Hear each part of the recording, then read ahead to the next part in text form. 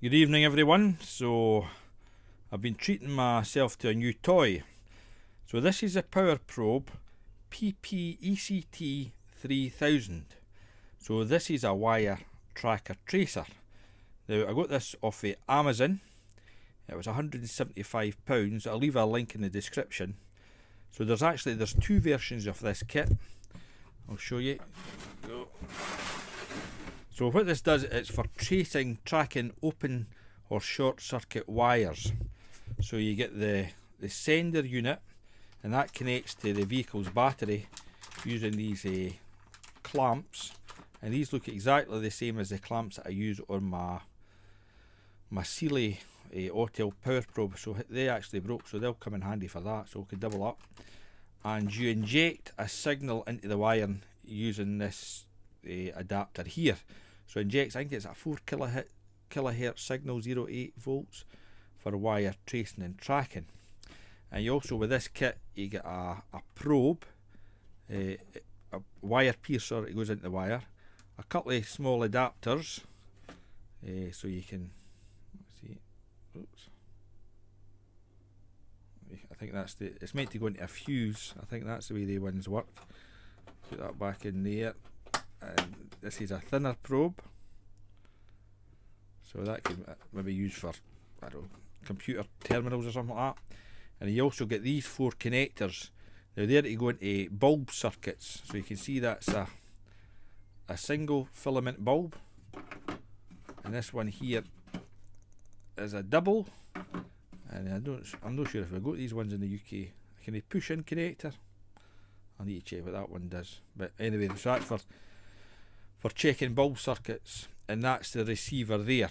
So it gives you batteries with it. Also it gives you other connections as well.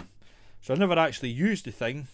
Now the reason I bought this, I seen a mechanic Matt using that on YouTube, so I had been speaking back and forward to him, and he highly recommended it. Now, to be honest, I've tried a few over the years, wire trackers, tracers. This one was out of Maplin when it still existed in the UK. This was about 40 or 50 pounds. So this was quite good, but once you got right into a bunch of wire, what do you call it, loads of wire, a harness, it kind of lost the signal. So it's okay up to a short distance, so that's why I'm hoping this is going to be a whole lot better. It must be about 15 or 20 years ago I bought this one from Sealy.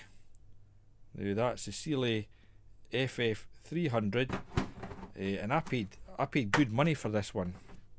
There you go. I'm sure back in the day this was about 250 quid, and this, my friends, is absolutely useless. Never worked properly at all, so I never had any joy with that. So we're going to try this one and see how we get on. But I thought the price was quite nice, 175. Now you can get a basic. There's two versions. You get the basic kit just with this part, the sender and the receiver, without these connections here, and I think that's just over £100. So I think you're saving yourself about £60. So, but as ever, I'll use it, and then I'll tell you my thoughts on the tool anyway. But if you're interested, I'll leave a link in the description. And anything else, as you can see, this place is quite a mess here. Well, here's a manual for you.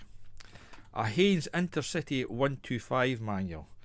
Now, as most of you know, I work in the railway, and I changed job last year, and I now drive these things. So I bought this book to help me learn all about them. But if you ever, it used to look like, I used to think that would be a boy's dream to drive these 125s.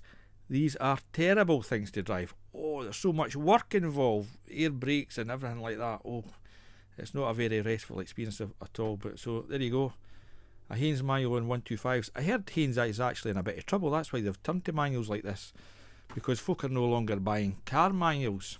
But there you go. Anyway, that's that set there. I'll let you know in time how it does. Cheers.